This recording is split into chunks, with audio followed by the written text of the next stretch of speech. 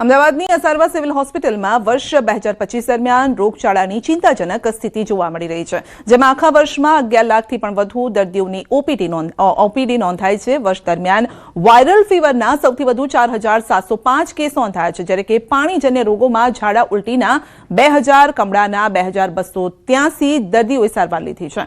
મચ્છરજન્ય રોગોની વાત કરીએ તો વર્ષમાં ડેન્ગ્યુના કુલ 705, મેલેરિયાના 358 કેસ નોંધાયા છે અને હાલ મહિનાની શરૂઆતમાં જ વાયરલ ઇન્ફેક્શનના પણ 203, ટાઇફોઇડના 18 કેસ નોંધાતા તંત્ર સજ્જ બન્યું છે। ડેન્ગ્યુના 705 દર્દીઓએ સિવિલમાં સારવાર લીધી। 2000 જેટલા લોકોએ ડાયરિયા વોમિટિંગ માટે સિવિલ હોસ્પિટલમાં આવવું પડ્યું હોય અને વાયરલ ફીવરના જો કેસીસ કહીશું આખા વર્ષ દરમિયાન આ 11 લાખ ઓપીડીમાં જોઈશું તો 4705 દર્દીઓએ વાયરલ ઇન્ફેક્શન માટે સારવાર લીધી છે। મેલેરિયાના 358 કેસ પૂરા વર્ષ દરમિયાન નોંધાયા છે। ડેન્ગ્યુના 705 દર્દી નોંધાયા અને એવી જ રીતે કમળાના જોઈશું તો 2283 દર્દીઓએ કમળા માટે સારવાર લીધી। રાજકોટ આરોગ્ય વિભાગ દ્વારા ચેકિંગ। દૂષિત પાણીને લઈને હુડકો વિસ્તારમાં ચેકિંગ। આરોગ્ય વિભાગ દ્વારા ઘર પર લેવામાં આવી રહ્યા છે સેમ્પલ। કોઠારિયા વિસ્તારની સોસાયટીમાં હાથ ધરાયું છે ચેકિંગ। એક સપ્તાહમાં રાજકોટમાં ઝાડા ઉલટીના 212 કેસ, જ્યારે કે કમળાના 2 કેસ નોંધાયા છે। આરોગ્યની ટીમ અલગ અલગ સાધનો લઈને પહોંચી છે વિવિધ વિસ્તારોમાં અને ચેકિંગ હાથ ધરાઈ રહ્યું છે।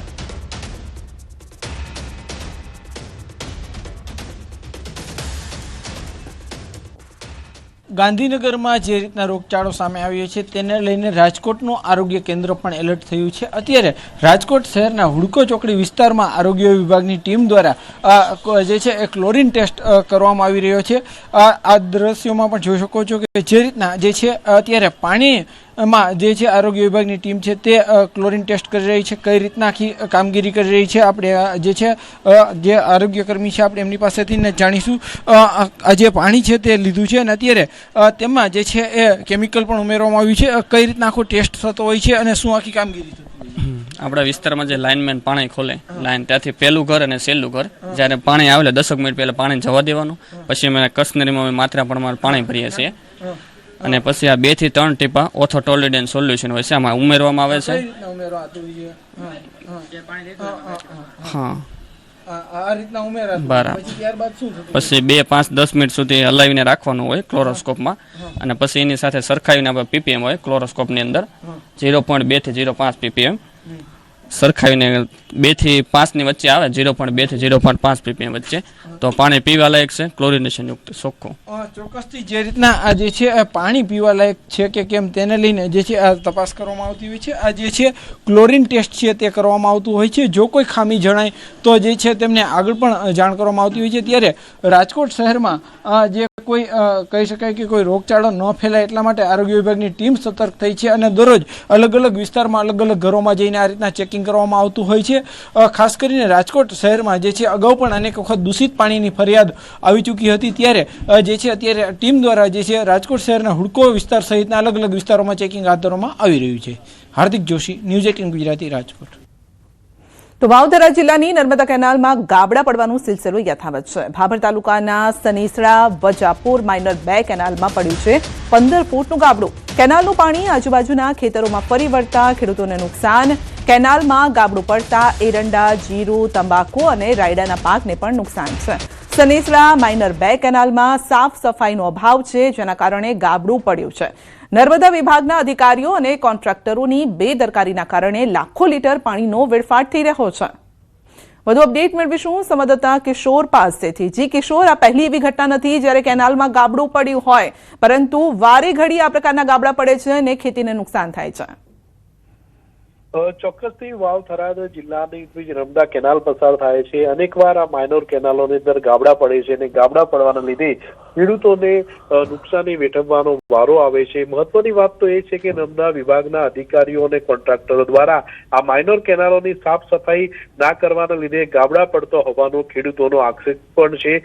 ભાભર તાલુકાના સનેસડા વજાપુરા માઇનોર 2 કેનાલ પસાર થાય છે. ત્યાં 15 ફૂટ જેટલું ગાબડું પડતા એરંડા, જીરું, તમાકુ અને રાયડાના પાકને નુકસાન થયું છે. આજુબાજુના જે ખેતરો હતા તે ખેતરોમાં કેનાલોનું પાણી ભરાઈ જતા હવે ખેડૂતોને માથે હાથ દઈને રોવાનો વારો આવ્યો છે. સંધ્યા. જી, આપનો આભાર.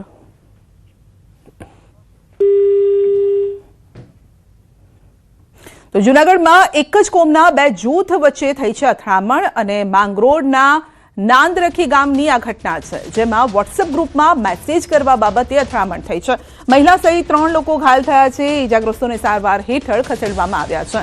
ઘટનાના પગલે પોલીસે હાથ ધરી છે તપાસ. ગામમાં ભારે લાગણી જેવી સ્થિતિ છે.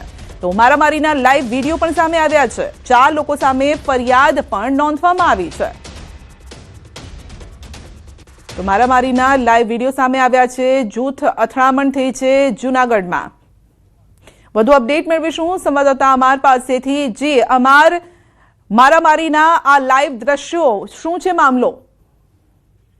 ચોક્કસ સંધ્યા કે જે રીતે નાંદરખી જે માંગરોળનું ગામ છે ત્યાં જૂથ અથડામણ થઈ છે ને વોટ્સએપમાં એક સામાન્ય મેસેજ કરવા બાબતે છે તે 2 પરિવાર વચ્ચે આ જૂથ અથડામણની ઘટના સામે આવી છે, જેમાં 3 લોકો મહિલા સહિત 3 લોકો ઇજાગ્રસ્ત થયા છે. 4 લોકો સામે ફરિયાદ નોંધાઈ છે, જેમાં નાઝીમ ખાન બેલીમ, હનીફ બેલીમ, રફીક ખાન બેલીમ અને અયુબ ખાન બેલીમ નામના 4 શખ્સો સામે ફરિયાદ નોંધાઈ છે. હાલ સમગ્ર મામલે પોલીસે તપાસ હાથ ધરી છે, પરંતુ જે દ્રશ્યો સામે આવ્યા છે જાણે એક વોર ચાલતો હોય તે રીતના આ દ્રશ્યો છે કે સામે જે મારામારી કરવામાં આવી રહી છે. હાલ પોલીસે આ સમગ્ર મામલે તપાસ હાથ ધરી છે. ઇજાગ્રસ્તોને હાલ જૂનાગઢ સિવિલ હોસ્પિટલમાં સારવાર અર્થે ખસેડવામાં આવ્યા છે. જી,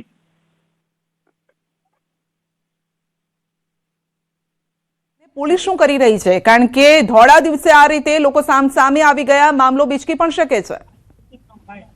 આ ચોક્કસ કે જે રીતે સામે ધોળા દિવસે આ રીતની મારામારી, પોલીસની કામગીરી પર પણ સવાલો ઉઠી રહ્યા છે. ચોક્કસ એ પ્રશ્ન છે કે હાલ જે સુરક્ષા અને કાયદાની વ્યવસ્થાને લઈને પોલીસ ઉપર સવાલો ઉઠાયા છે, ત્યારે હાલ જે રીતે વિડીયો સામે આવ્યા છે આ જાહેરમાં મારામારીની એક ઘટના છે, ત્યારે જોવું રહ્યું પોલીસ દ્વારા આરોપીઓને ક્યારે પકડી લેવામાં આવે છે અને કાયદાનું પાઠ ક્યારે ભણાવવામાં આવે છે. જી, આપનો આભાર. તો વોટ્સએપ ગ્રુપમાં મેસેજ કરવા બાબતે થઈ હતી આ બબાલ અને 2 જૂથ સામે આવી ગયા, મારામારી પર ઉતરી ગયા અને ધોળા દિવસે ધીંગાણું સર્જાયું છે, જેને લઈને પોલીસની કામગીરી પર સવાલ ઉભા થયા છે.